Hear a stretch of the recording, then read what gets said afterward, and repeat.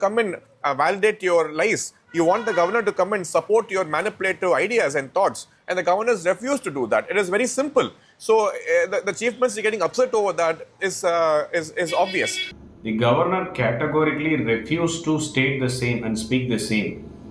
He sought the correct data and he wanted that to be set right. And M.K. Stalin, instead of sticking on to the governor's speech, wants to have his own narrative filled into the governor's speech. While DMK accused the governor of working with a hidden agenda. Yeah, we've been used to it because we very well know our assembly proceedings will be boycotted by the governor.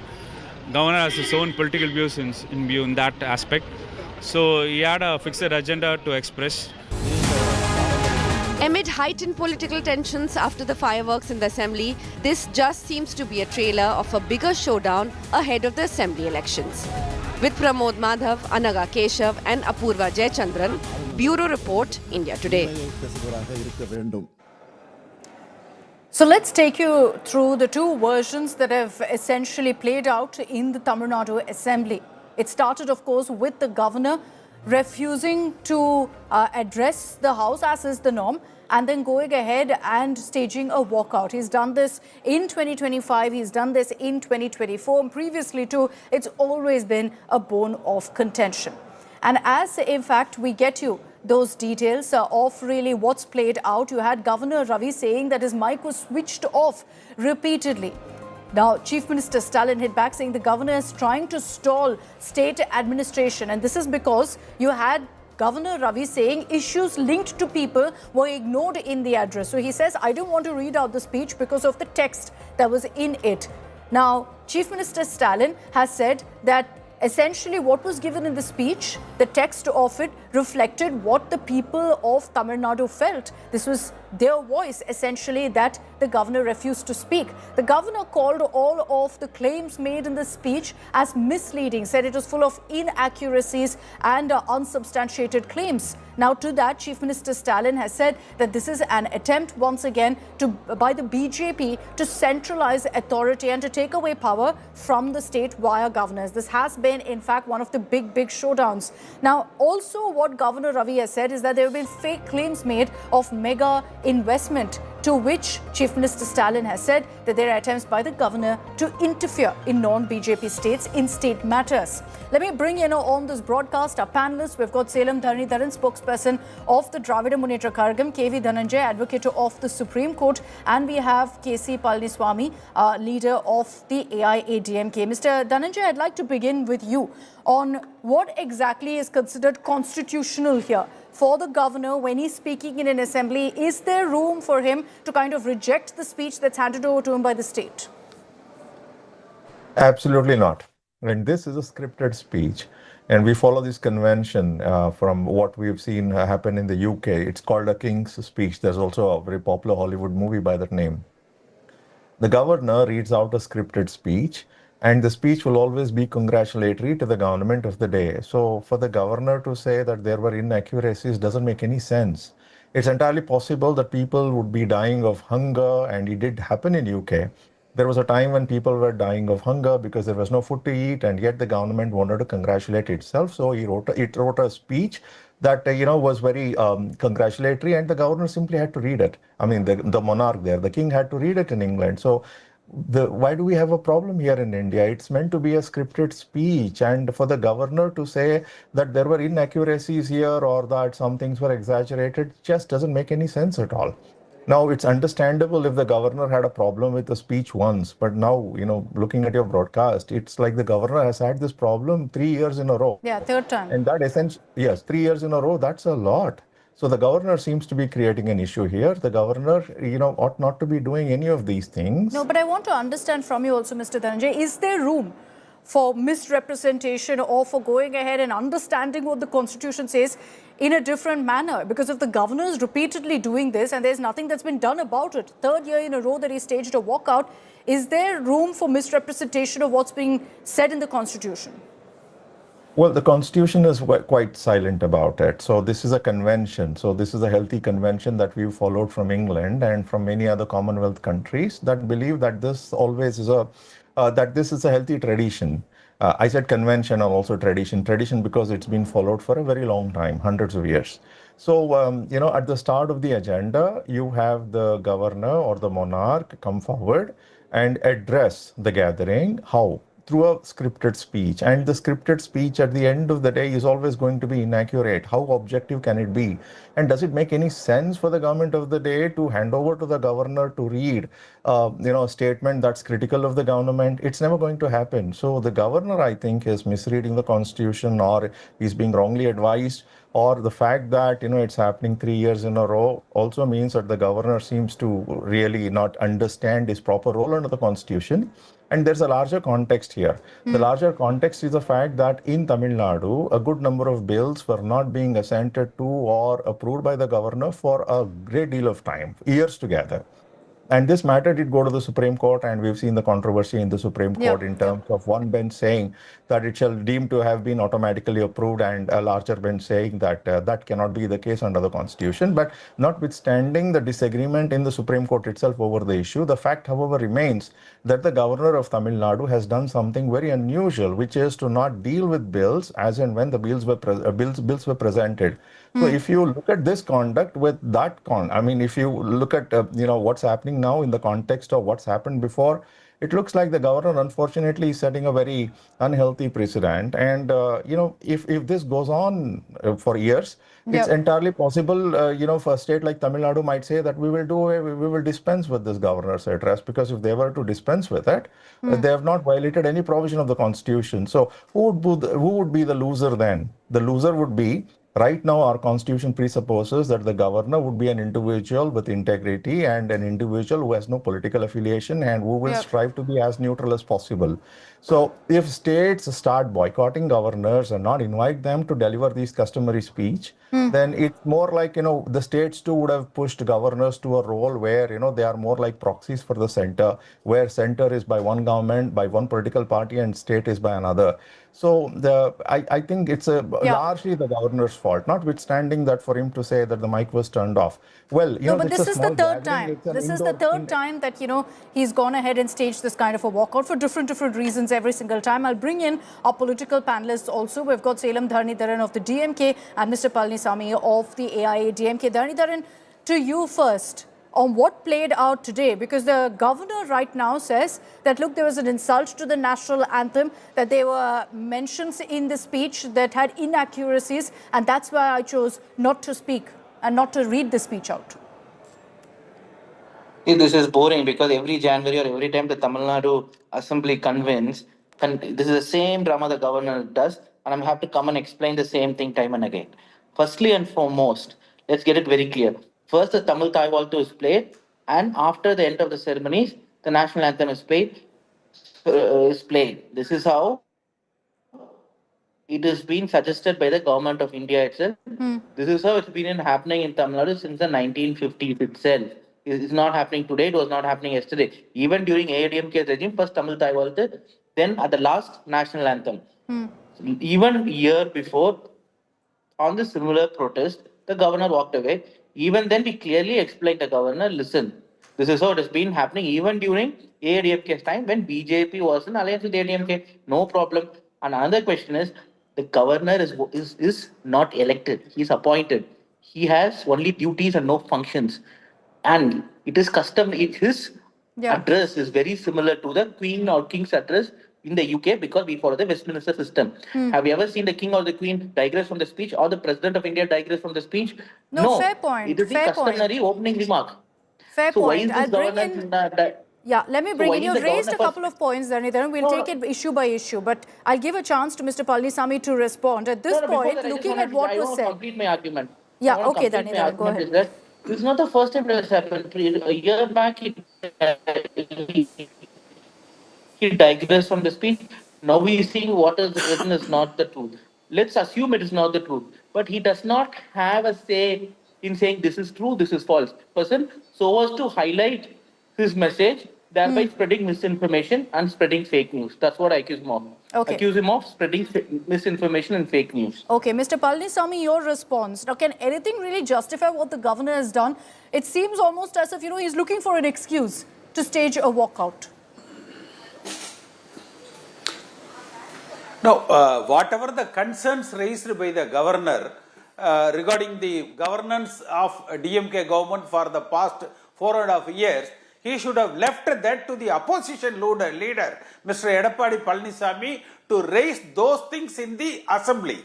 Basically, governor has taken the powers as an opposition leader and he has spoken on that. Having he kept quiet, he has left it to the opposition leader. Mr. Edappadi Palaniswamy might have said all that in the assembly record and walked out of the assembly. That would have been a more of a smart political move. But no, what so is Mr. happening Palaniswamy, now, what you're suggesting is that the governor is acting like the leader of the opposition.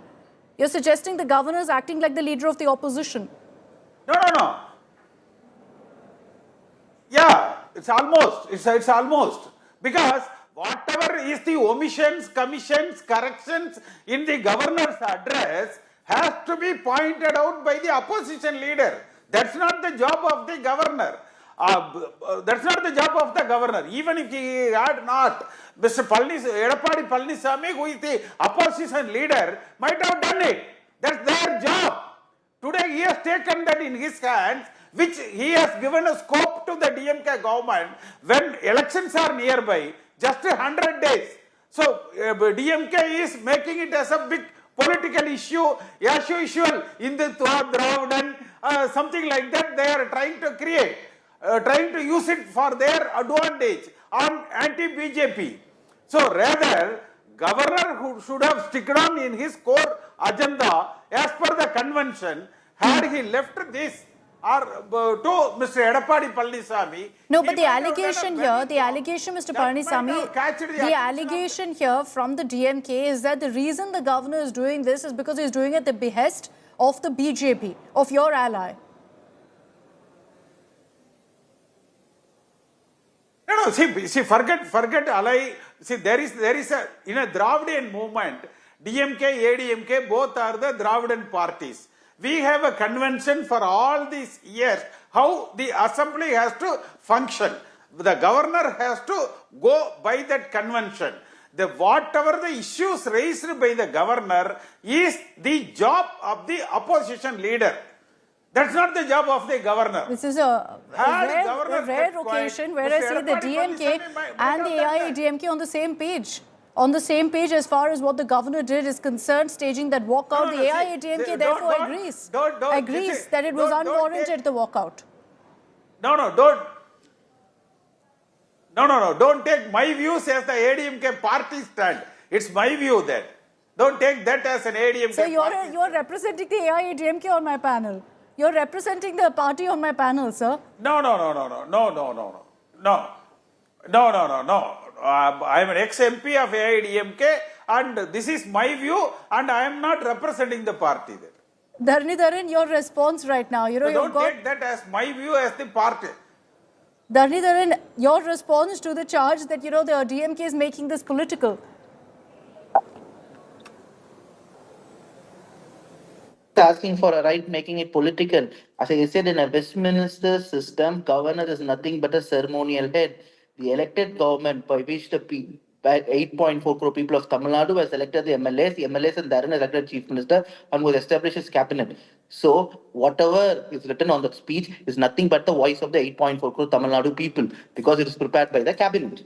Cabinet indirectly represents the voice of the people. By digressing or refusing to read that, he is insulting the people. To AIADMK, if Mr. K.C. Palaniswamy's view were that of the AIADMK, I would have been happy to an extent and then would have gone on to ask the next question, why is it then the opposition leader who is in alliance with BJP has not questioned the BJP government saying you should call this governor back? And why is this only happening in states ruled by non-BJP parties or rather parties in opposition to the BJP? Why has it not happened in Madhya Pradesh, Gujarat? Can you tell me that 25 years in Gujarat Assembly has any governor digressed from the speech given by the elected government? Even one occasion, I can say in all socio-economic metrics, Gujarat is bad. Right, or bad, or rather in related terms, that's worse than Tamil Nadu. We have seen bridge collapses happening in Gujarat. We have seen a lot of crime happening in Gujarat. Why has the governor not refused to speak there? Or why has he not digressed? Or why has it not happened in Madhya Pradesh when BJP is in power? Or in Bihar when BJP is in power? Why is there one constitution for BJP ruled states and one constitution for non-BJP ruled states? This is travesty to democracy. And any leader, be in alliance with BJP or not in alliance, should go and question this to the BJP for the sake of the democracy. Until and unless democracy exists, only then the parties will exist. If there is no democracy, parties don't exist. This is erosion of democracy, wherein an appointee who has nothing to do with the people, is completely disconnected with the people, is doing whatever he wants to do. If at all governor is going to advise a government or run the government, then why do people have to elect a state government? Before I bring in Mr. Dhananjay, Mr. Palaniswamy, you've told us what you personally think about what's played out in the assembly. As a member of the AIADMK, what does the AIADMK stand on what happens, sir? Because the allegation constantly, as Dhananjay again has said, is that this is an attempt by the BJP to meddle in state affairs. Now, whatever the allegation raised by the governor is a perfect allegation. This government lacks in all that. There is no doubt on that. It would have been more appropriate had Mr. Edappadi Palaniswamy given the chance to raise all that in the assembly. Rather, governor has taken that in his hand. So that has given a scope to the DMK party to make it as a political issue, that too when the elections are close by. Okay, Mr. Dhananjay, I'm going to give the final word to you, sir. With this current situation that's been playing out right now, and it's happening in multiple states, of course, of the government versus the governor, of the governor constantly stalling the assembly, staging walkouts. We've seen this play out in several states. But legally, is there also a recourse that states can actually explore, can look into in such a circumstance? The third year in a row that we're seeing the same situation play out. Well, no, this would be one of those few matters where one can't just go to the courts at all because this is non-justiciable, number one. Number two, this is unfortunately a very unhealthy pattern. It's not just in Tamil Nadu, it also happened in Kerala, and in Tamil Nadu, it's 3 years in a row. We've had sporadic instances in the past. In 1969, you had the governor in the West Bengal Legislative Assembly refused to read certain statements because in his view, it was inaccurate. And there was, in fact, some realization afterwards, and we didn't see a repetition of these kinds of events. And now we are seeing, unfortunately, a plethora of them. I think it's important for the center to consider recalling the Honorable Governor of Tamil Nadu because this is setting an extremely unhealthy precedent. And this is not defensible at the end of the day. And I'm so glad that, the individual, the person representing AIADMK was not in a position to defend it because it's not defensible at all. It doesn't matter what political party you belong to. But this is setting a very unhealthy precedent in this country. And the fact that it's happening in opposition-ruled states vis-a-vis the center, I think that's even more unhealthy. And my respectful request to the central government is, please take steps to recall the Honorable Governor of Tamil Nadu. He's setting an extremely unhealthy precedent. Agreed. It's setting an unhealthy or wrong precedent right now because you particularly see it in certain states that aren't BJP ruled right now. But I'd like to thank our panelists for joining also on this broadcast, Mr. Dhananjay, Dhananjay and Mr. Palaniswamy. Thank you for joining us. But it's not just in Tamil Nadu. Today, day one of the assembly session in Kerala, again, similar face-off, government versus governor, which is what I was referring to, that in opposition-ruled states, there seems to be the constant narrative. Chief Minister Pinarayi Vijayan took on the Kerala governor. There was no walkout there, but the governor, Rajendra Arlikar, did in fact make his address, tweaked what was given by the government. So therefore, the Kerala Chief Minister accused the governor of unilaterally adding and deleting portions of the cabinet-approved policy address, alleging key references critical of the centre were deliberately skipped. This led to a big showdown. You, in fact, had the speaker in the Kerala Assembly also backing the Chief Minister, saying any changes to the policy address without cabinet approval is unacceptable.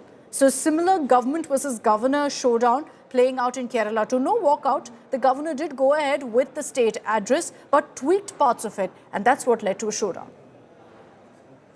Governor സഭയെ അഭിസംബോധന ചെയ്ത് നടത്തിയ നയപ്രഖ്യാപന പ്രസംഗത്തിൽ ചില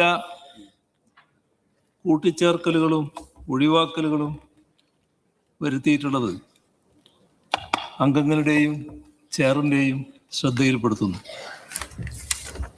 മന്ത്രിസഭ അംഗീകരിച്ച നയപ്രഖ്യാപന പ്രസംഗത്തിലെ ഖണ്ഡിക 12 15, 16 എന്നിവയിൽ ബഹുമാനപ്പെട്ട ഗവർണറുടെ പ്രസംഗത്തിൽ ചില മാറ്റങ്ങൾ വരുത്തിയിട്ടുണ്ട്. ഭരണഘടനയുടെ അന്തസ്സത്തക്കും സഭയുടെ കീഴ്വഴക്കങ്ങൾക്കും അനുസൃതമായി മന്ത്രിസഭ അംഗീകരിച്ച നയപ്രഖ്യാപന പ്രസംഗമാണ് നിലനിൽക്കുന്നത്. ബഹുമാനപ്പെട്ട മുഖ്യമന്ത്രി ഇവിടെ ചൂണ്ടിക്കാണിച്ചത് വളരെ സുപ്രധാനമായ ഒരു കാര്യമാണ്. നിയമസഭയെ ബഹുമാനപ്പെട്ട ഗവർണർ അഭിസംബോധന ചെയ്തുകൊണ്ട് നടത്തുന്നത് ഗവൺമെന്റ് വേണ്ടി ക്യാബിനറ്റ് അംഗീകരിച്ച പ്രസംഗമാണ്. അതിൽ നിന്ന് വിട്ടുപോകുന്നതോ വ്യതിചലിക്കുന്നതോ ആയിട്ടുള്ള പരാമർശങ്ങൾ ഔദ്യോഗികമായി അംഗീകരിക്കുന്നതല്ല. അതാണ് നമ്മുടെ സഭയുടെ കീഴ്വഴക്കം. മുൻകാലങ്ങളിൽ സമാന സന്ദർഭങ്ങളിൽ പല പ്രാവശ്യം സഭാധ്യക്ഷന്മാർ ഇക്കാര്യം വ്യക്തവരുത്തിയിട്ടുള്ളതുമാണ്. ബഹുമാനപ്പെട്ട മുഖ്യമന്ത്രി പ്രത്യേകമായി ചൂണ്ടിക്കാണിച്ച പരാമർശങ്ങളുടെ കാര്യത്തിലും മുൻ തീരുമാനം തന്നെയാണ് നിലനിൽക്കുന്നത് എന്നാണ് ചെയറിന് ഇത് സംബന്ധിച്ച് സൂചിപ്പിക്കാനുള്ളത്. ഓർഡർ. ബഹുമാനപ്പെട്ട ഗവർണറുടെ പ്രസംഗത്തിന്റെ കോപ്പി ബഹുമാനപ്പെട്ട അംഗങ്ങൾക്കും പത്രപ്രതിനിധികൾക്കും ഇപ്പോൾ വിതരണം ചെയ്യുന്നതാണ്. Okay, I'll bring in Shibi Mole for more details. She's joining us live from Thiruvananthapuram and she's been tracking all that played out in the assembly. Shibi, run me through exactly what changed in the address that was given to the governor versus what he said. Well, Akshita, there were mainly three changes to what from the policy address that was submitted by the cabinet. Mainly, it was regarding one sentence that the state government has written in the policy address, which says that despite all the achievements that the Kerala government has achieved in the last many years, the state is currently facing severe fiscal stress due to certain projects and due to certain steps taken by the central government affecting the fiscal federalism. So, this was one sentence that the governor did not read in his policy address. Another was regarding the pending bills. The governor's not signing bills for a long time, keeping them for a very long time, and the government approaching the Supreme Court, which is currently been referred to the larger constitutional bench. So these were the 2 points, main points that the governor did not read in his policy address. In fact, we've seen in the past when it was Arif Muhammad Khan, who was the governor of Kerala. For interrupting. We're just having to cut across to another big news break that's coming in. We're cutting across live to images from sector 150 in Noida, the location where a 27-year-old techie died, a result of apathy, of negligence. For the last many days, the hunt has continued in this massive 30 feet deep pit for the car of the techie. It's finally been found. It's been pulled out of that particular area. You can see how vast it is, which is why it took time for the authorities to find the car. But it also speaks of the kind of negligence that was right in front of everyone's eyes and yet was never addressed. But just imagine the ordeal that young 27-year-old techie went through.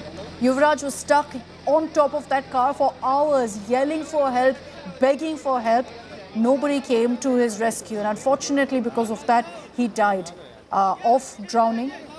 In the post-mortem report, it was confirmed that about 1 to 2 liters of water was found in his lungs.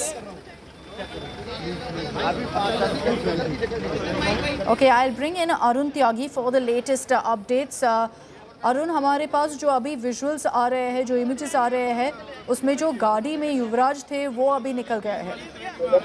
जी हाँ, मैं बिल्कुल बता दूं कि पिछले 5-5.5 घंटे से यहाँ पर एनडीआरएफ की टीम लगी हुई है और यहाँ पे कवायद की जा रही है कि गाड़ी निकल जाए और गाड़ी पे जो पट्टा है वो बांध दिया गया है। और मैं आपको बता दूं कि फिलहाल की सिचुएशन है कि गाड़ी बिल्कुल नाले की दीवार तक आ गई थी, लेकिन एकाएक वहाँ पे पट्टा टूट गया है और कहा जाए तो गाड़ी बिल्कुल किनारे पे आ गई है, मिल गई है, लेकिन अभी उसको बाहर निकाला जा रहा है और उस पर दोबारा से पट्टा बांधा जा रहा है और ताकि उसको गाड़ी को बाहर निकाला जा सके। जी। So live images on your screens right now. What in fact Arun is telling us is that they've located the car, but they're struggling to pull it out. This is essentially a massive pit. So there's a lot of slush there, and then it's about 30 feet deep. So a lot of water. So authorities to actually reach right down to that location and pull it out are struggling. They've been going around on boats with scuba teams through the last many hours trying to locate the car. They've managed to find it, but pulling it out is a huge struggle. And that itself tells you and speaks volumes of the struggle that Yuvraj also went through.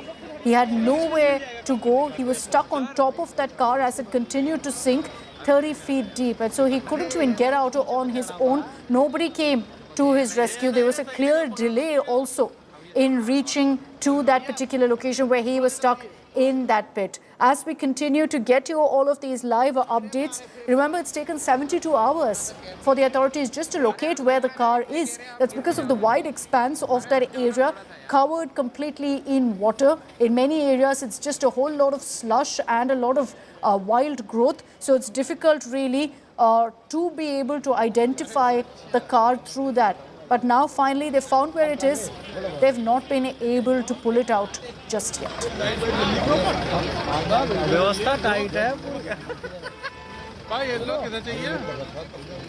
So we'll continue getting you all of those updates. We're tracking very, very closely live that operation that's underway in that site in Noida. Let's move on now and continue getting you all the latest updates from pole-bound Tamil Nadu. My colleague Pramod Madhav has been travelling to different districts across the state to give you a sense of what the people of Tamil Nadu want addressed in their area. His latest episode is from Rameswaram, where he's spoken to fishermen who are living in fear. Repeated arrests by the Lankan Navy, the threat of years of rigorous punishment has got them all scared to even go ahead and ensure that they practice their livelihood without any problems. Here's Pramod Madhav's report.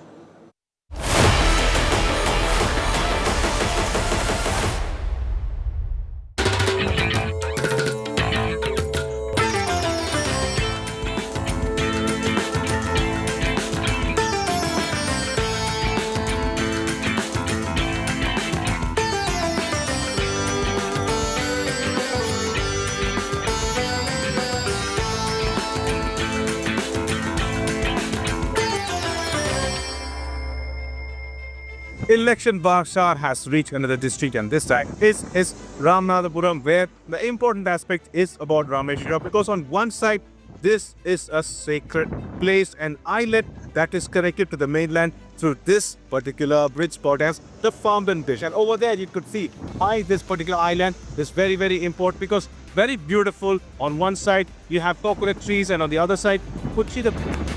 But particularly and against Spanner, this island is considered as a sacred one, because as per legend, Rama, Lord Rama, after retrieving his wife Sita, he came over here and he constructed in the construction of a beautiful Rameswaram temple where a lingam was placed by them, and that is why this place is a very important tourist spot. This is the beauty, serenity of Rameswaram, which has been governed by various kingdoms earlier, and finally it went to the British Empire. However, this place is extremely important because it's the closest point to Sri Lanka. This is at Gulf of Mannar, and because of which there is a huge problem that we will discuss later. But still, we would like to first show you what is Rameswaram and how beautiful it is. This is the place, an islet where the only form of life source is fishing, and that's why you could see so many boats from this spot.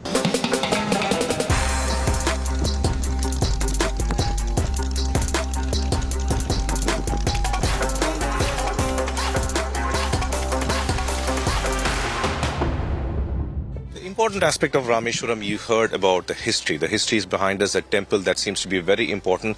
But the livelihood of the people of Rameswaram, being an island, is only fishing, and that's why you see hundreds of boats over here. There are two types of boats. One is called as the trolleys, that one currently here. This is a trolley on that side, and then you also have something called as country boats, which you see over here. It will not be that big. Earlier it used to have sails, and now it is a little bit more modernized.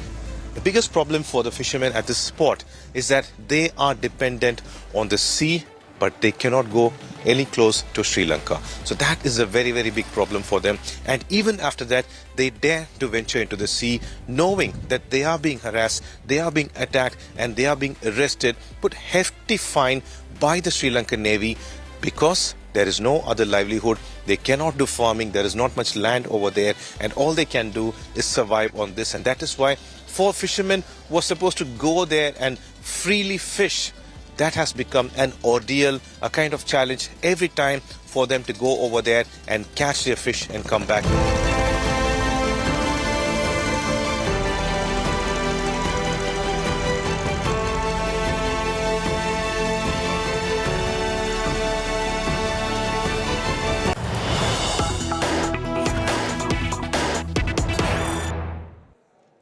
And those are the images on your screens of the car in which Noida techie 27-year-old Yuvraj was traveling in that fell into the ditch, the 30 feet deep ditch.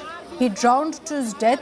3 days on, 72 hours on, finally the officials have been able to locate the car, locate the vehicle and pull it out. Those are the images on your screens. It was right down at the bottom of that 30 feet deep ditch, and it's now been pulled out by the authorities. They've had quite a struggle for the last many days trying to even locate it.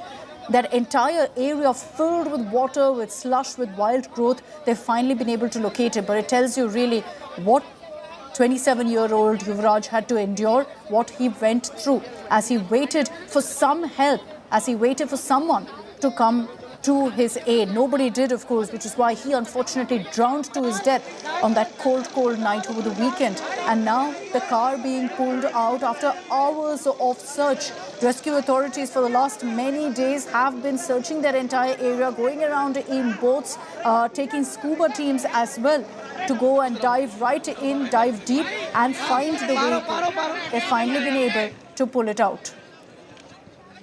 Arvind Ojha is joining us with more details on this. Arvind, finally the car being located after great difficulty. 4 दिन लग गए car को निकालने के लिए और उसके लिए एनडीआरएफ की टीम, गोताखोर और ये जो प्रैक्टिस है सुबह से चल रहा था ये एफर्ट कार को ट्रेस करने के लिए। पहले कार को ट्रेस किया गया और उसके बाद अगर आप देख पा रहे हैं तो ये जो पानी है इसके अंदर से जो एनडीआरएफ की टीम है वो इस कार को निकाल रही है। सुबह से मशक्कत की गई थी और सबसे बड़ी नाकामी है कि 4 दिन बाद इस कार को ट्रैक किया गया और तब इसको निकाला गया है। ये कोई यमुना रिवर नहीं है, कोई और बड़ा रिवर नहीं है। ये नोएडा के सबसे पॉश सेक्टर में से एक 150 सेक्टर के बीचों बीच ये जो प्लॉट है जिसमें बेसमेंट खुदा हुआ था उसमें ये बारिश का पानी जमा हुआ था, जिसमें जो इंजीनियर युवराज है उसकी गाड़ी जाकर फंस गई थी, उसकी डेथ हो गई थी और उसको भी रेस्क्यू करने के लिए कई घंटे लगे थे, तब जाके उसको रेस्क्यू किया गया था। तो ये एक बड़ी नाकामी इस पूरे मामले में आई और नोएडा अथॉरिटी की जो लापरवाही थी शायद यही वजह है कि नोएडा के सीईओ को रिमूव किया गया। फिलहाल कार को ट्रैक कर लिया गया है जिसकी तस्वीरें सामने आ रही है। So the first images on your screens there of the car that's been pulled out. Remember, and let's just tell you exactly what happened with Yuvraj. He was driving on a day in the night when the visibility was very poor. This was a bend, a very sharp turn, and there were concrete blocks that were just in fact blocking dividing the road and that massive pit. In one area there was no concrete block, and so because there was no visibility, Yuvraj, instead of taking right, went straight into that pit as a result.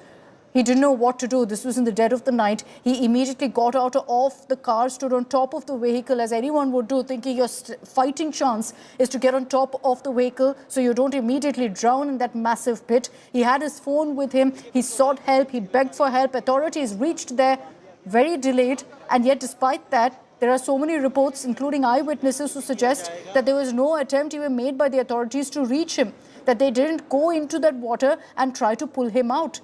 But having said that, Yuvraj was seated on top of that car, begging for help for hours. He was on top of that vehicle, hoping someone would be able to pull him out safely. He had nowhere to go. He was stuck there, eventually, tragically drowned to his death. But just look at how that car is being pulled out. Amid all of the muck, the growth, the wild growth, the car was stuck right in between that, wedged right in there, and had gone right to the bottom of the pit, which is why it took so much time and effort for authorities to even fish it out.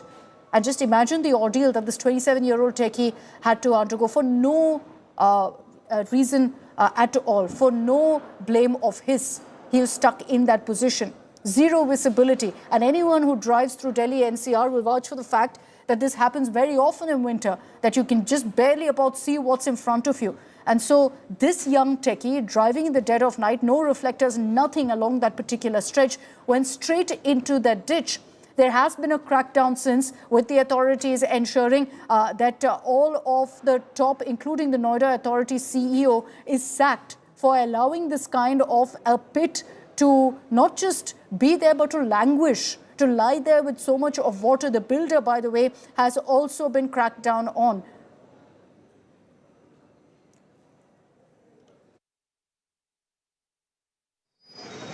Bhupendra Chaudhary, who is joining us live from the spot. Bhupendra, हमको बताइए कि क्या हो रहा है वहाँ पे। जैसे हम देख रहे हैं अभी गाड़ी finally they've managed to pull it out. ये बिल्कुल जो गाड़ी है ये इसे निकाल लिया गया है। इन्होंने काफी करीब 6 से 7 घंटे प्रयास किया, उसके बाद गाड़ी को निकाला गया है। और पहले जब गाड़ी को निकाला जा रहा था वो अंदर इतनी बुरी तरीके से फंसी हुई थी कि जो इनका जिस क्रेन से निकाल रहे थे जो पट्टा था वो टूट गया था। तो गाड़ी दोबारा अंदर चली गई, फिर दोबारा से अंदर जाया गया, दोबारा से उसमें पट्टा लगाया गया। फाइनली इन्होंने 6-7 घंटे का रेस्क्यू करने के बाद गाड़ी को बाहर निकाल लिया गया है। लेकिन बड़ा सवाल ये उठता है, तो गाड़ी तो इन्होंने निकाल ली, लेकिन जिस वक्त 4 दिन पहले अगर ये रेस्क्यू किया जाता तो शायद उस बच्चे को बचाया जा सकता था जो गाड़ी के ऊपर बैठ के लेट के मदद की गुहार लगा रहा था। ये Okay, Bhupendra getting us that update there from the ground, the tragedy site there in sector 150 of Noida. The car has been pulled out. Let me also highlight here what the postmortem report confirmed, that young Yuvraj, who was stuck atop that car in the freezing cold, yelling and begging for help, drowned to his death. In his lungs, they found 1 to 2 liters of water. For hours, he tried to fight. He even called his father, saying, I don't want to die. His father begged for help. And yet nobody could actually reach this young man and pull him out. There are serious questions being asked of the authorities and the kind of help that they were able to provide. Why was the rescue team that was present there not going into the water, not pulling him out, not providing all necessary help? Why wouldn't they have adequate equipment to do so? There are so many questions that are being asked, but just the struggle for the authorities to pull out that vehicle and look at the muck that's being pulled out with it.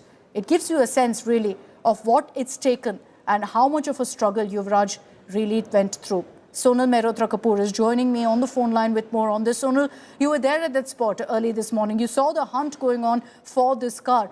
But take us through really what that location looks like, Sonal, because that in a sense also highlights the glaring lapses that come to the fore. Just to say that this car that we see on our television screens right now, it's been inside that entire water body for 4 days. It's taken the authorities 4 days to bring out that car. They also lost critical hours to save the life of Yuvraj as well, a very young, promising 27-year-old who could not be saved despite all the authorities being there, standing there and not knowing what to do. It's a national shame that here, in such close proximity to the national capital, this is the situation. But coming back to this car, just look at that. Today, finally after 4 days, the NDRF had actually got onto that water body. They got their boats out, they got divers. They wore their entire suits in, they went in scuba and finally tried to find the car. They got at the location at 11 in the morning. It's taken them now almost 6:45 to get this car out. That again highlights perhaps the massive inefficiency of the system. 4 days later, you finally get your hands on the car and see where it's been found. It's found right there next to the edge. That means perhaps the car was not speeding the way which we were earlier thinking. It fell right into the ditch, flat in. It's right next to the crack where, also to remind our viewers, as we've been saying since the very beginning, that just 15 days ago another truck had fallen down the same track. That there was a bit of a dent which is there, where you see there was a breach, and that's where the Grand Vitara went in as well. Now this at the moment is got in and shocked so many people because, Akshara, this could have been your and my car. This is not a very far off place. It's 150 sector. You have apartments there which sell out for 2 CR, 3 CR on the whole. This is the kind of place people aspire to live in, and look at the facilities there. Look at the infrastructure there. This is shocking, embarrassing, to say the least. And clearly now, like we've been saying from the very beginning, just removing the CEO of Noida Authority, who sat on complaint after complaint for 6 years at a stretch, will not be enough. They've got more answering to do. And what are they doing now? Because remember, several death traps like these deadly right-angle turns, which do not have blinkers, which do not have any kind of barricading, which does not even have a street light or a CCTV camera. There are so many of these all across Noida and Greater Noida. These are death traps and disasters which are waiting to happen. The authorities got to get its act together and figure out how to fix the system to its core. You're right, Sonal. And, here on India Today, we promise to follow this up. Not just to ensure justice for young Yuvraj, but also to highlight all of those death traps that Sonal was referring to across the country. This isn't just one city's problem. This is an urban nightmare across the country. Let's face it, the kind of infrastructure that we have, accidents, mishaps, tragedies like this are waiting to happen, which is why I would even say that this isn't an accident. It's outright murder. This was something that was waiting to happen, and we've consistently reported of the number of warnings because you had similar incidents of vehicles falling, by the way, through that boundary into the ditch. In those cases, absolutely miraculous that nobody died. But this was a tragedy, therefore, waiting to happen that nobody cared about until, unfortunately, the demise of 27-year-old Yuvraj. And that's all we have time for in this edition of Super 6. Thanks very much for tuning in.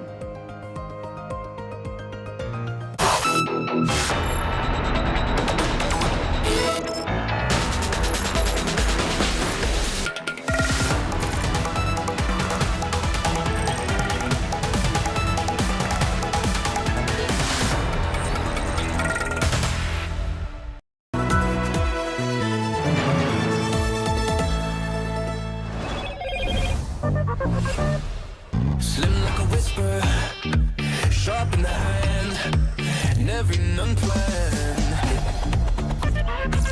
Motorola Edge 70.